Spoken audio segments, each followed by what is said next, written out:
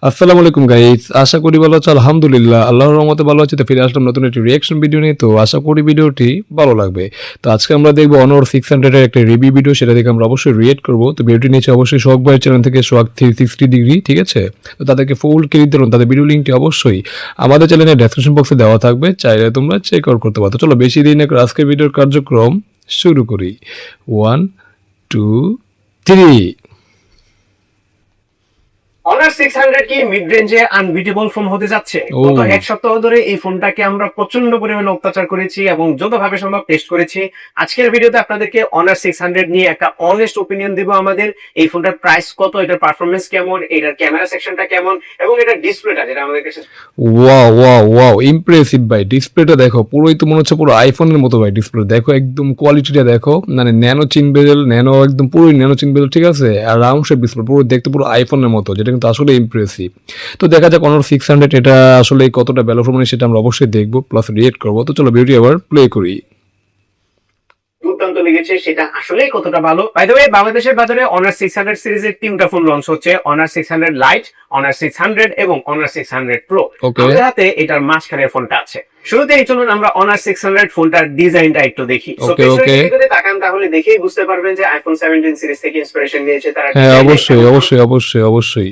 দেখো, এটা ডিজাইনটা পুরোপুরি একদম আইফোন 17 সিরিজ থেকে নিয়েছে, ঠিক আছে। মানে বক্স শেপের যে ক্যামেরা শেপটা, যে বক্স শেপ, সেটাই দিয়েছে।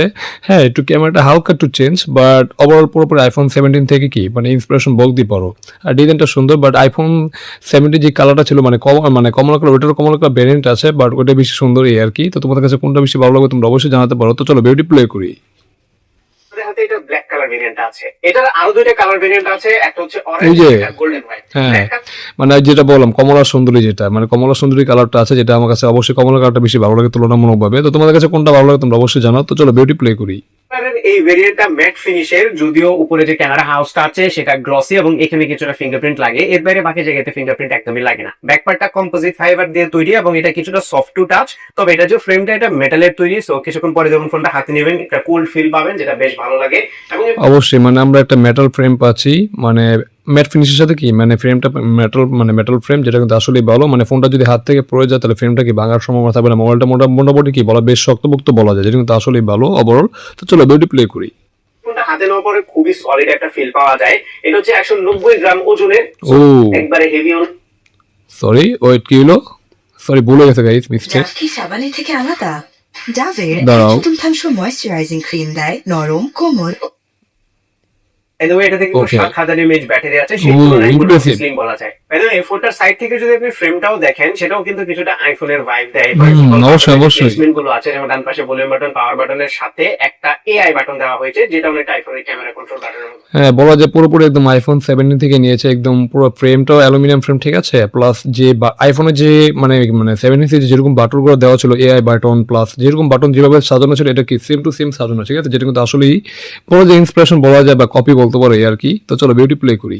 লাগে এই বাটনটা দিয়ে আপনারা কুইকলি কিছু এআই ফিচার এনজয় করতে পারবেন। ফর এক্সাম্পল, স্ক্রিনটা স্ক্যান করে তারপরে কিছু সাজেশন দিবে এরকম, অথবা এটাকে ক্যামেরা আপনারা শাটার বাটন হিসেবে ইউজ করতে পারবেন। উপরের দিকে সেকেন্ডারি স্পিকার গ্রিল, দুইটা নয়েজ ক্যান্সেলেশন মাইক্রোফোন, নিচের দিকে SIM card tray, USB C port, primary microphone এবং বটম ফায়ারিং স্পিকার। এই ফোনের স্টেরিও স্পিকারটা ডিসেন্টলি লাউড, সাউন্ডের কোয়ালিটি ভালো ছিল, একদম ফুল ভলিউমে ডিস্টরশন হয় না। 200% ভলিউমের অপশন আছে, যেটা দিনে লাউডনেসটা একটু বাড়ে। আরেকটা ভালো ব্যাপার হচ্ছে এই ফোনটাতে IP68, 69 এবং 69K রেটিং আছে, খুবই ইমপ্রেসিভ ভাই, ইমপ্রেসিভ। মানে আমরা একদম আইপি রেটিংটা সেরা পাচ্ছি, IP68, 69 এবং 69K, মানে একসাথে তিনটা রেটিং পাচ্ছি, যেটা কিন্তু আসলে গুড সাইন। 69K তো বোঝাই যাচ্ছে যেটা অবশ্যই পাওয়ারফুল রেটিং।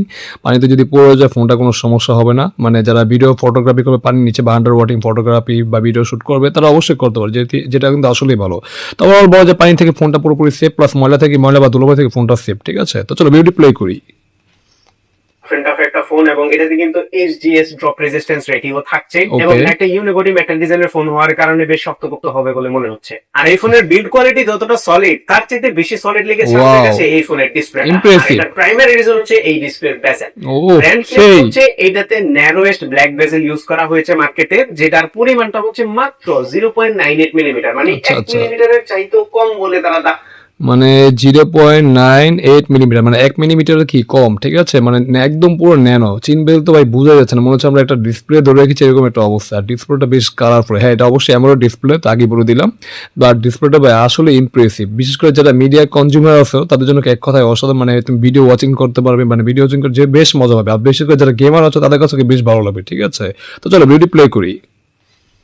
দাবি করছে, যদিও সামনে থেকে দেখলে কোয়াইট 1 মিলিমিটারের মতো মনে হয় না, কারণ হচ্ছে তারা মেজারমেন্টটা করেছে শুধুমাত্র ডিসপ্লের যে ব্ল্যাক পার্টের বেজারটুকু আছে সেটা ফোনের ফ্রেম বাদ দিয়ে। সো আচ্ছা, ফোনের ফ্রেমটা আচ্ছা। যদি আপনি ইনক্লুড করেন তাহলে 1.2 থেকে 1.3 মিলিমিটারের মতো হয়, যেটা অনেকটা লেটেস্ট আইফোন এবং স্যামসাং এর কাছাকাছি।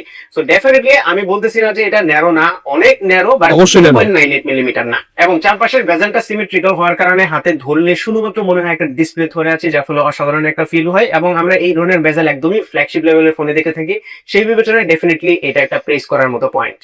এই ডিসপ্লেটার সাইজ হচ্ছে 6.57 ইঞ্চ। এটা একটা অ্যামোলেড ডিসপ্লে যেটাতে 120 হার্টজ রিফ্রেশ রেট আছে, এবং এটা একটা 10 bit display by the way. এবং এই ডিসপ্লেটা থেকে আমরা খুবই ভালো কালার পেয়েছি। অ্যামোলেড ডিসপ্লে হওয়ার ফলে ব্ল্যাক গুলো পিওর ব্ল্যাক দেখা যায়। হ্যাঁ অবশ্যই অবশ্যই, এটা অ্যামোলেড ডিসপ্লে, মানে আমরা একদম কি 10 বিটে কালার সাপোর্ট পাচ্ছি, এটা কিন্তু আসলে বলো 8000 নিটস সম্ভবত পিক ব্রাইটনেস দেখলাম, যেটা অবশ্যই নাম্বার গেমিং করেছে, বাট ডিসপ্লেটা আই থিঙ্ক বেশ ব্রাইট, ঠিক আছে, যেটা দেখতে খুবই সুন্দর।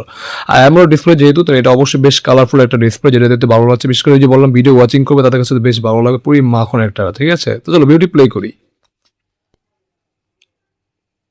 এবং হাই রিফ্রেশ রেট হওয়ার কারণে সবগুলো অ্যানিমেশনই খুবই স্মুথ লাগছিল। ইউআই অ্যানিমেশন কিংবা স্ক্রল করার সময় খুবই স্মুথ ফিডব্যাক আমরা পেয়েছি, পাশাপাশি টাচ রেসপন্সও খুবই ভালো। ওরে আবার অ্যাড এসেছে, দাঁড়াও। আটকাবে নাকি মসৃণ ভাবে চলবে? শ্যাম্পুর পর 1 মিনিট ওকে। আর ফুল এইচডি প্লাস রেজুলেশনের এই ডিসপ্লেটার ব্রাইটনেস এর বেলায় একটা খুব ইন্টারেস্টিং জিনিস আছে, সেটা হচ্ছে এটা পিক ব্রাইটনেস ব্র্যান্ড ক্লেম করছে 8000 নিট পর্যন্ত। ইটস ইউর মানে 8000 নিটস পিক ব্রাইটনেস, যেহেতু এটা অবশ্যই আমার কাছে নাম্বার গেমিং হচ্ছে, মানে নাম্বার গেমিং করছে, ঠিক আছে, যেটা আমরা বললাম। মানে হ্যাঁ ফোনটা দেখো, ফোনটা একদম পুরোপুরি ব্রাইট, ঠিক আছে, যেটা কিন্তু দেখতে বেশ কালারফুল, বেশ মানে বিশেষ করে আউটডোর যেটা ফোনটা ইউজ করবে তাদের কাছে আই থিঙ্ক কোনো সমস্যা হবে না, যেটা কিন্তু আসলেই ভালো। বাট 8000 নিটস না, এটা আসলে অনেকটা বেশি মনে হচ্ছে। এটা অবশ্যই number gaming, but overall I think ডিসপ্লেটা বেশ ব্রাইট, তো আউটডোর আই থিঙ্ক কোনো সমস্যা হবে না। তো চলো বিউটি প্লে করি। যায় এবং একদম লোয়েস্ট ব্রাইটনেস হচ্ছে 1 নিট পর্যন্ত যায়। লো ব্রাইটনেসটাও কিন্তু অনেক ইম্পর্টেন্ট। অনেকে আছে রাতের বেলা কম্বল মুড়ি দিয়ে বা কাঁথা মুড়ি দিয়ে তারপরে ফোন টিপে এবং লাইট টাইট সব বন্ধ থাকে, তখন কিন্তু ব্রাইটনেস লো থাকলে অনেক ভালো হয়। সো এটা টিপিক্যাল ব্রাইটনেস বা এইচবিএমটা যদিও ব্র্যান্ড কোথাও মেনশন করা নাই, বাট আমরা এই ফোনটা ইউজ করার পরে বা অন্যান্য ফোনের সাথে কম্পেয়ার করার পরে যতটুকু বুঝলাম, এটা টিপিক্যাল ব্রাইটনেস 1000 নিটের উপরে যাবে না। আর যদি আমরা এইচবিএম এর কথা বলি তাহলে অ্যারাউন্ড 1700-1800 মতো ম্যাক্সিমাম যাবে। এই ব্রাইটনেসটা ইমপ্রেসিভ না হলেও আমরা বোথ ইনডোর এবং আউটডোরে ভালো ভিজিবিলিটি পেয়েছি। এছাড়া ডিসপ্লেটার নিচের দিকে ইন ডিসপ্লে ফিঙ্গারপ্রিন্ট স্ক্যানার রাখা হয়েছে, যেটা যদিও একটু বেশি নিচের দিকে রিচ করতে একটু ফেরা হবে, বাট রিচ করার পরে খুব ফাস্ট এবং অ্যাকুরেটলি আনলক হয়। এবার চলুন আসল জায়গায় চলে আসি, এই ফোনের ইন্টারনালস এবং এটার দাম। ভালো ব্যাপার হচ্ছে বাংলাদেশের বাজারে অনার 600 জিবি দুইটা ভেরিয়েন্ট বের হচ্ছে। একটা হচ্ছে 8/256 জিবি আর একটা হচ্ছে 12/256 জিবি। 8/256 জিবি ভেরিয়েন্টের অফিসিয়াল প্রাইস হচ্ছে 64,999 টাকা, এবং 12/256 জিবি ভেরিয়েন্টের দাম হচ্ছে 69,000 কি বলে ভাই, মানে 8/256 দিবি দাম মানে 64,999, মানে 65,000 টাকা, ঠিক আছে। আর 12/256 দাম হইলো 70,000 টাকা ভাই, মানে অনেক প্রাইস। হ্যাঁ হ্যাঁ, ফোনটা দিতে পুরোপুরি ফ্ল্যাগশিপ, পুরোপুরি প্রিমিয়াম, বিল কোয়ালিটি এক কথায় অসাধারণ, ডিউরেবিলিটি বলা যায় বেশ পাওয়ারফুল, এফজিএস এর কি অবশ্যই সার্টিফিকেশন যেটা বলা আইপি রেটিং ঠিকঠাক আছে। বাট পারফরমেন্স সেকশনটা এখনো বলতে পারলাম না, এটা কারণ এখন তারা মেনশন করি, ক্যামেরাটা কিরকম সেটা জানি না, সেটা মেনশন করলে বুঝতে পারবো এই আর কি। বাট দামটা মনে হচ্ছে ওভার প্রাইস মনে হচ্ছে এই আর কি। তো চলো বিউটি প্লে করি। 99 টাকা বা 70,000 টাকা। বাট এখন যে পরিমাণে ফোনের দাম বাড়ছে সেই তুলনায় হয়তো বা এটা কি কিছুটা রিজনেবল মনেও হতে পারে। আর এই ফোনটাতে প্রসেসর হিসেবে দেওয়া হয়েছে Qualcomm Snapdragon 7 Gen 4। Seriously 7 Gen 4, এটা ভাই মানে একটা 65,000 টাকা বা 70,000 টাকা ফোনের 7 Gen 4, এটা ভাই আসলে কি মানে ঠিকঠাক, মানে কি বলে প্রাইসটা কি আসলে ঠিকঠাক আছে? হ্যাঁ ফোনের দাম অবশ্যই বেড়েছে, এটা আমিও জানি, র্যাম রোমের কারণে ফোনের দাম অনেকটা বেড়েছে, ঠিক আছে।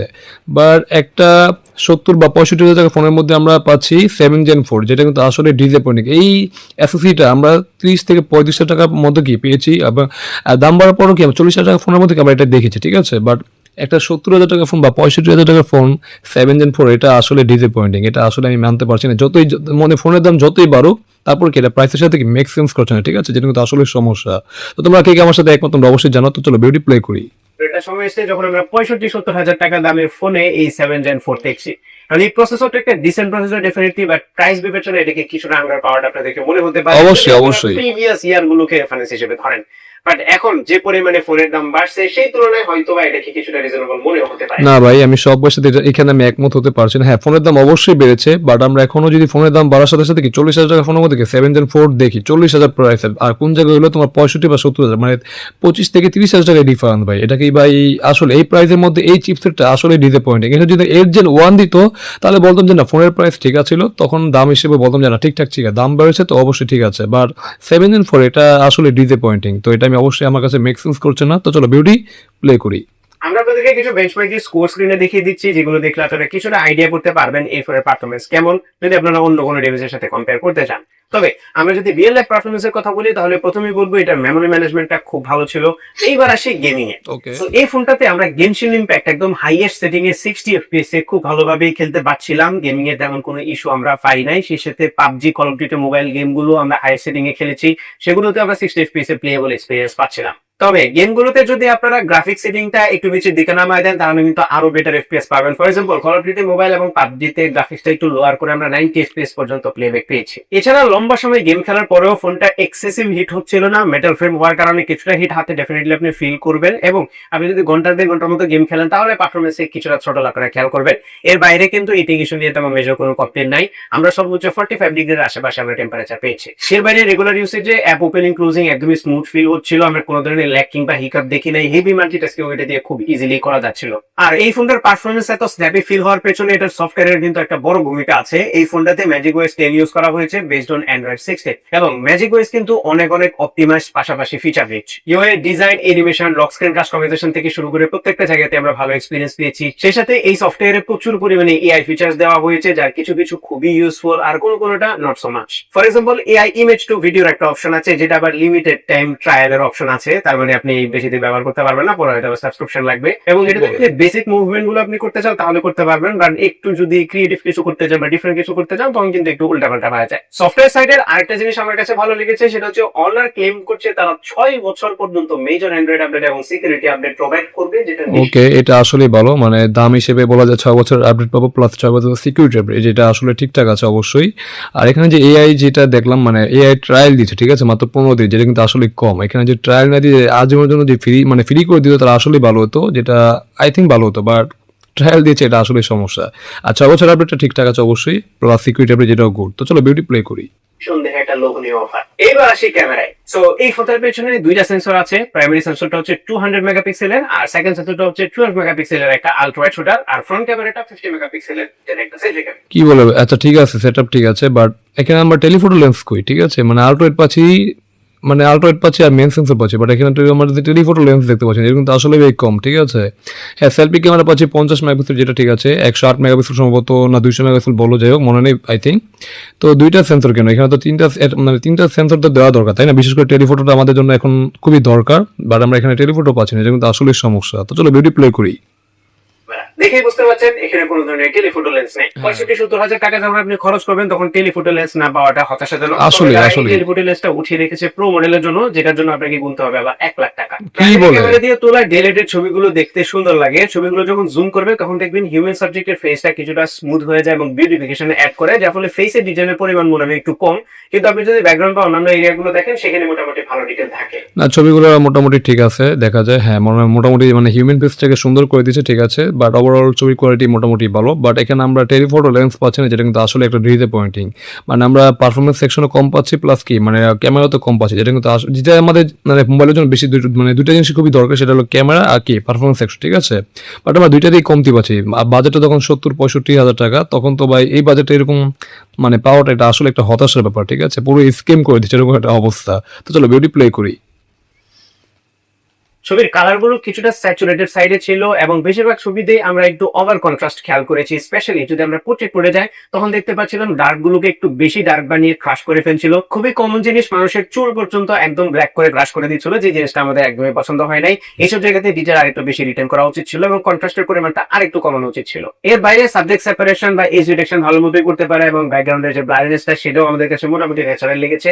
ডাইনামিক রেঞ্জের পারফরমেন্স আরেকটু ইমপ্রুভ হতে পারতো শুধুমাত্র এই ডার্কনেসের বেলায়, যদি কন্ট্রাস্ট লেভেলটা রেজলিউশনটা আরেকটু কমাতো, তাহলে ডাইনামিক রেঞ্জটা আরেকটু ওয়াইডার লাগতো। ইভেন ডাইনামিক রেঞ্জের ইস্যুটা আমরা আলট্রা ওয়াইডের ছবিগুলোতেও খেয়াল করেছি। আলট্রা ওয়াইডের ছবিতে যদি ব্যাকগ্রাউন্ড একটু ব্রাইট থাকে তাহলে সাবজেক্টকে পুরাই ডার্ক বানায় ফেলে, স্পেশালি যদি আপনি বড় হরাইজন। আচ্ছা, এটাও তোমার আল্ট্রাওয়াইডের ছবি, দেখো ছবি কোয়ালিটি ভাই খুবই বাজে, খুবই বাজে। না দাম হিসেবে যেরকম আল্ট্রাওয়াইডের ছবি দেওয়া দরকার ছিল এটা কিন্তু সেরকম দিতে পারছে না। আবার এখানে দেখো তোমার ডেলাইট কন্ডিশনের ছবি কোয়ালিটি একদম খুবই বাজে। এখানে তোমার একদম যেগুলো ডার্ক একবারে ডার্ক করে ফেলেছে, প্লাস হিউম্যান ফেসটা যে চেহারাটা কি বোঝা যাচ্ছে না, যেটা কিন্তু আসলে সমস্যা। তো দাম হিসেবে ক্যামেরা কোয়ালিটিটা বেশ খারাপ, প্লাস কি কোয়ান্টিটি তো দিয়েছে কম, যেটা কিন্তু আসলে সমস্যা। তো দাম হিসেবে আসলেই এই ক্যামেরা সেটআপ এটা আসলে মেক সেন্স করছে না। ঠিক আছে, তো চলো বিউটি প্লে করি। ছবি তুলেন যেখানে আকাশ আছে, সেখানে কিন্তু সাবজেক্টকে ভালোভাবে ফুটায় তুলতে পারে না। এই প্রবলেম আমরা সিমিলার প্রাইস রেঞ্জের অন্যান্য ফোনে দেখি নাই। এছাড়া আলট্রা ওয়াইডের ছবিগুলোতে wide field of view capture করলেও ডিটেইলের পরিমাণ কিন্তু অত বেশি থাকে না, যেটা এই প্রাইস রেঞ্জে এক্সপেক্টেড। পিছনের ক্যামেরা ভিডিওতে সর্বোচ্চ 4K 30 fps এর অপশন মানে এসএসডি লিমিটেশনের কারণে 4K হাই 4K 30 fps আমরা ভিডিও শুট করতে, যে জায়গায় আমরা 70,000 টাকা একটা ফোন কিনবো, বাট 4K 30 fps যেটা অনেকটাই কম। হ্যাঁ, এসওসির কারণে হয়তো ওই সাপোর্ট দিচ্ছে না, যেটা বললো শখ ভাই, তো যেটা আসলে একটা ডিসঅ্যাপয়েন্টিং। আর এই বাজেটটা তো এই এসওসিতে মানানসই না। এখানে 8 Gen 1 দিলেও বলতাম যে ঠিক ছিল, বাট তারা সেটাই কমিয়ে দিয়েছে আর কি। তো চলো বিউটি প্লে করি। 60 fps দেওয়া যায় নাই, তবে এখানে EIS OIS দুইটাই আছে, সো খুবই স্টেবল ভিডিও আপনারা রেকর্ড করতে পারবেন এবং এটার ভিডিও কোয়ালিটি আমাদের কাছে বেশ ভালো লেগেছে। আর 50 মেগাপিক্সেলের সেলফি ক্যামেরাটা দিয়েও ডিসেন্ট কোয়ালিটির ছবি আপনারা ক্যাপচার করতে পারবেন। ছবিতে মোটামুটি ডিটেইল থাকে, তবে পেছনের ক্যামেরার মতোই ফেসটাকে কিন্তু একটু বেশি বিউটিফাই করে। অবশ্যই এখানে আমরা বেশি ডিটেলস মোটামুটি ভালোই পাওয়া যাচ্ছে, শার্পনেস ঠিকঠাক আছে বলা যায়, বাট একটু হিউম্যান ফেসটাকে বেশি সুন্দর করে বলছে, যেটা দেখতে খারাপ লাগছে না। আই থিঙ্ক ভালোই, খারাপ না। বাট ওভারঅল 70,000 টাকা ফোন যেরকম ছবি কোয়ালিটি হওয়ার কথা এটা সেরকম ছবি না। তো যারা আবার ন্যাচারাল ছবি পছন্দ করে তাদের কাছে আই থিঙ্ক ভালো লাগবে না। ঠিক আছে, বাট যারা রেডি টু আপলোড ইমেজ পছন্দ করে আই থিঙ্ক তাদের কাছে ভালো লাগবে আর কি। বাট আমার কাছে এটা যদি আমি বলি তাহলে বলবো যে আমার কাছে মোটামুটি লেগেছে আর কি, মানে যেরকম হওয়ার কথা সেরকম নাই। তো চলো বিউটি প্লে করি। দেখতে ভালো লাগে, মানে আপনার ফেস একটু বিউটিফাই করবে, আপনার চেহারা খুব একটা বেশি সুন্দর না হলেও আপনাকে সুন্দর দেখাবে। এই জিনিসটা অনেকেই পছন্দ করবে, আমার নিজেরও পছন্দ। তবে ছবি ওভার কন্ট্রাস্টি করে ফেলার যে প্রবণতাটা আমরা পেছনের ক্যামেরায় দেখেছিলাম, সেটা সামনের ক্যামেরায় অত বেশি নোটিসেবল ছিল না। পোর্ট্রেট মোডে একটু আছে বেশি কন্ট্রাস্ট, তবে সেটা পেছনের ক্যামেরার মতো এত প্রমিনেন্ট ছিল না। এর বাইরে ফ্রন্ট পোর্ট্রেটেও কিন্তু এজ ডিরেকশন বা সাবজেক্ট সেপারেশন খুব ভালো হয় এবং ব্যাকগ্রাউন্ডের ব্লারিনেসটাও মোটামুটি ন্যাচারাল লাগে। আর ফ্রন্ট ক্যামেরার ভিডিওতেও সর্বোচ্চ 4K 30 fps এর অপশন আছে, তবে ফ্রন্ট ক্যামেরায় OIS নাই, শুধুমাত্র EIS আছে। সো আপনি যদি ফ্রন্ট ক্যামেরা দিয়ে ব্লগ করেন তারপরেও মোটামুটি স্টেবল ভিডিও রেকর্ড করতে পারবেন। ভিডিও কোয়ালিটি পেছনের ক্যামেরার মতোই ভালো ছিল। অবশ্যই ভিডিও কোয়ালিটি 4K তে, হ্যাঁ 4K তে ভিডিও যেহেতু শুট করতে হচ্ছে অবশ্যই ভালো, মানে খারাপ বলার সুযোগ নেই, বাট 60 fps দিলে আসলেই ভালো হতো। আর এখানে আমরা OIS পাচ্ছি না, EIS পাচ্ছি, যেটা কিন্তু আসলে সমস্যা। হ্যাঁ, এখানে হালকা পাতলা আমি জিটারিং এও লক্ষ্য করতে পারছি, যেটা সবাই হয়তো বললো না, বাট আমি বলেই দিলাম। বিশেষ করে যারা ব্লগার আছো তাদের কাছে হয়তো সমস্যা হবে, বাট যারা আমার মতো স্টেবল ভিডিও শুট করো তাদের কাছে আই থিঙ্ক সমস্যা হবে না। বাট ওভারঅল ভিডিও কোয়ালিটি ঠিকঠাক আছে। বিশেষ করে যারা কন্টেন্ট ক্রিয়েটর আছে তারা অবশ্যই চাইলে দেখতে পারবে আর কি। তো চলো বিউটি প্লে করি। সো ওভারঅল যদি কন্ট্রোল করি তাহলে প্রথমেই বলবো ছবি একটু ওভার কন্ট্রাস্টিং হয়ে যাওয়ার যে প্রবণতাটা, এটা যদি একটু কমানো যায় তাহলে ছবি দেখতে আর একটু বেশি ভালো লাগবে এবং ফেসের বিউটিফিকেশনের পরিমাণটা যদি অন অফ করার অপশন থাকতো তাহলে আমার মনে হয় ভালো হতো। এর বাইরে এটাতে টেলিফটো লেন্স নাই, যেটাও আমার কাছে একটা ড্রব্যাক মনে হয়েছে। তবে যেই জায়গাতে আপনার একদমই ড্রব্যাক মনে হবে না সেটা হচ্ছে ব্যাটারি। এই ফোনটাতে ম্যাসিভ 7000 mAh ব্যাটারি ইউজ করা হয়েছে, যেটা বেশিরভাগ মানুষের জন্য মোর দেন এনাফ এবং আপনি যেভাবে ইউজ করেন না কেন এই ফোনটা পুরো দিন আপনি ইউজ করতে পারবেন। আমি এই ফোনটা টেস্ট করার সময় মিক্সড ইউজ করেছি, সো বোথ হেভি এবং মিডিয়াম লেভেল ইউজ ছিল এবং এরকম মিক্সড ইউসেজে আমরা 10 ঘন্টার মতো এসওটি পাচ্ছিলাম এবং বেশিরভাগ মানুষ কিন্তু মিক্স এসওটি করে। আপনি যদি লাইট ইউজ করেন তাহলে কিন্তু আরো বেশি এসওটি এক্সপেক্ট করতে পারেন। সো 1.5 দিনের মতো ব্যাটারি ব্যাকআপ পাবেন যদি লাইট ইউজার হন। ওকে, মানে আমি এখানে একটু যদি কথা বলি, 7000 mAh ব্যাটারি এটা ঠিক আছে, মানে মোটামুটি এটা ভালো ব্যাটারি দিয়েছে বলা যায়। তো মোটামুটি যদি হেভি ইউজ করো তাহলে একদিনের মতো ব্যাকআপ পাবে, আর নর্মাল ইউজ করো তো 1.5 থেকে 2 দিনের মতো ব্যাকআপ পাবে। ঠিক আছে, আর মিক্স করলে তো ওই 1 থেকে 1.5 দিনের মতো পাবে। ঠিক আছে, যেটা কিন্তু আসলেই ভালো। ব্যাটারিটা ঠিকঠাক আছে, খারাপ না। মানে ব্যাটারি তো এখন 7000 10,000 mAh ব্যাটারি আমরা পেয়েই থাকি অনায়াসে, তো 7000 হিসেবে ঠিক আছে, খারাপ না, বলা যায় স্ট্যান্ডার্ড ব্যাটারি। তো চলো বিউটি প্লে করি। ফোনটার চার্জিং স্পিডও কিন্তু অনেক হাই। এটার বক্সের ভিতরে 80 ওয়াটের একটা চার্জার দেওয়া হয়েছে, যেটা দিয়ে টার্বো মোডে মাত্র 1 ঘন্টা 10 মিনিটে ফুল চার্জ হয়ে যায়, যেটা গ্রেট। তবে টার্বো মোডে চার্জ করতে গেলে কিন্তু ফোনটা প্রচন্ড পরিমাণে গরম হয়, তাই রিকমেন্ডেশন থাকবে যদি কোনো তাড়া না থাকে তাহলে টার্বো মোডে চার্জ না করে রেগুলার মোডে চার্জ করবেন। চার্জার কানেক্ট করলে মোড সিলেকশনের অপশন পাবেন। এছাড়া এই ফোনটা থেকে কিন্তু 27 ওয়াটের রিভার্স চার্জিংও সাপোর্ট করে, সো খুব তাড়াতাড়ি অন্যান্য ডিভাইসকে চার্জও করতে পারবেন। এছাড়া এই ফোনটাতে NFC আছে, আর রিমোট আছে, ওয়াইফাই ভার্সন হচ্ছে 6 এবং ব্লুটুথ 5.4 আছে, দরকারি সব ধরনের সেন্সর এটাতে আছে, এটা কল কোয়ালিটি, নেটওয়ার্ক রিসেপশন এগুলো নিয়েও কোনো প্রবলেম আমরা ফেস করিনি। ওভারঅল এই ফোনটার build quality, display, battery backup এই জিনিসগুলো খুবই ভালো লেগেছে। ক্যামেরাও ডিসেন্ট এবং এইটার যে পারফরমেন্স সেটাও ডিসেন্ট ছিল। বাকি ডিসিশনটা আপনি নিতে পারবেন ফোনটা কিনবেন কি কিনবেন না। এসব আমাদের আজকের ভিডিও, আশা করি ভিডিওটা আপনাদের ভালো লেগেছে। যদি ভালো লেগে থাকে তাহলে ভিডিওতে একটা লাইক দেবেন, কমেন্ট করে জানান কেমন লাগলো। আপনার ফ্রেন্ডদের সাথে শেয়ার করতে একদমই ভুলবেন না। আমাদের পেজে ফলো এবং চ্যানেলে আমরা এখানে গাইস ভিডিওটি শেষ করে দিই, ঠিক আছে, কারণ নাই ভিডিওটা শেষ। তো আমরা দেখলাম Honor 600 এর কি একটা ফুল কি বলা যায় রিভিউ, ঠিক আছে। তো বাজেট হিসেবে ফোনটা আমি আসলে কি বলে মানে ভ্যালু ফর মানি বলতে পারছি না, কারণ এই ফোনটা যে বাজেটে এসেছে একটা 70,000 টাকা ফোন বা 65,000 ফোন হিসেবে এটা যে পারফরমেন্স সেকশন যেটা অনেকটাই কম, মানে যে চিপসেটটা দিয়েছে বা যে অ্যাসেসরিটা দিয়েছে এটা আমরা ঠিক মানে কয়েক মাস আগে দেখেছি 30-35,000 টাকা পর্যন্ত পাওয়া যায়, এখন হয়তো 40,000 পাওয়া যাচ্ছে, বাট আমরা পাচ্ছি 65,000 মানে 7 Gen 4, যেটা কিন্তু আসলে ডিসঅ্যাপয়েন্টিং, ঠিক আছে। তারপর আমরা যে বাজেটে ফোনটা কিনতে যাচ্ছি মানে কিনবো বা যদি কিনি বা এই ফোনটা যদি বাজেট হিসেবে যদি বলি তাহলে ক্যামেরা তো ভাই কম দিচ্ছে, ঠিক আছে। ক্যামেরাতে আমরা কোনো টেলিফোটো লেন্স পাচ্ছি না, যেটা কিন্তু আসলে ডিসঅ্যাপয়েন্টিং। প্লাস আবার 4K 60 FPS এর ভিডিও শুট করা যাবে না, এখানে 30 FPS এর বৃহৎ ক্যামেরা দিয়ে ভিডিও শুট করতে হবে, যেটা কিন্তু একটা সমস্যা। হ্যাঁ, ভিডিও কোয়ালিটি মোটামুটি ঠিকঠাক আছে, খারাপ না, ভিডিও কোয়ালিটি বেশ ভালো, বাট 60 FPS হলে ভালো হতো। প্লাস টেলিফোটো লেন্স যেটা দরকারি লেন্স সেটাই তারা দেয়নি, মানে ক্যামেরা সেটআপটা কি ঠিকঠাক হয়নি, যেটা কিন্তু আসলে সমস্যা। তো ওভারঅল যদি বলি তাহলে বাজেট হিসেবে এখানে তোমার কি মানে পারফরমেন্স সেকশনটা কম পেয়েছি, প্লাস কি তোমার ক্যামেরাতে কি কম পেয়েছি, মানে টেলিফোটো লেন্সটা দেয় না, যেটা একটা সমস্যা। প্লাস কি আবার ভিডিও কোয়ালিটি কি মানে 4K 30 FPS ভিডিও শুট করতে পারবো, বাট 60 FPS দেওয়ার কোনো সুযোগ নেই, যেটা কিন্তু আরেকটা সমস্যা। তো ওভারঅল বাজেট হিসেবে ফোনটা আমি আসলে ভ্যালু ফর মানি বলতে পারছি না, বাট ওভারঅল যদি বলি ফোনটা যারা মোটামুটি মানে কি মানে বেশি হেভি ইউজ করবে না, ঠিক আছে, মানে রেগুলার ইউজ করবে বা মানে রেগুলার বা মডারেট ইউজ করবে, তার জন্য ফোনটা ঠিকঠাক আছে অবশ্যই। প্লাস তারা মানে ক্যামেরাতে যাদের ক্যামেরা নেই, যাদের প্যারা নেই, বা টেলিফোটো লেন্সে যাদের প্যারা নেই, মোটামুটি ছবি কোয়ালিটি এরকম হলেই চলবে বা ভিডিও 4K তে হলেই চলবে, সমস্যা নেই, তাদের জন্য ঠিকঠাক আছে অবশ্যই। আর আইপি রেটিং, ডিউরেবিলিটি টেস্ট বা ফোনটার ডিসপ্লে বেশ অসাধারণ ভাই, আর বিল কোয়ালিটি বা সেই লেভেলের হয়েছে, এটা কিন্তু আসলে বড় খারাপ না, বাট দাম হিসেবে ফোনটা আমি আসলে ভ্যালু ফর মানি বলতে পারছি না, এটা একটা সমস্যা। প্লাস ফোনের দামটা যদি একটু কমে তাহলে বলবো যে ঠিকঠাক আছে। ফোনের দামটা যদি কমে, যদি তোমার মনে করো কি মানে 40-এর মধ্যে আসা যায়, তাহলে বলবো যে একটুরে পুরো ভ্যালু ফর মানি বলা যেতে পারে, বাট ওই হিসেবে এর আগে আমি ভ্যালু ফর মানি বলতেই পারছি না, ঠিক আছে। তো এই ছিল আমার ফোনের অভিজ্ঞতা রিয়েকশন। তো তোমাদের কাছে আজকের ভিডিওটি কেমন হলো তোমরা অবশ্যই কমেন্ট করে জানাও। যদি ভালো লাগে অবশ্যই লাইক কমেন্ট শেয়ার, চ্যানেল নতুন হলে অবশ্যই আমাদের চ্যানেলটি must subscribe and get the bell icon. দেখা হবে নতুন কোনো রিয়েকশন ভিডিওতে, সে পর্যন্ত তোমরা ভালো থাকো, আল্লাহ হাফেজ।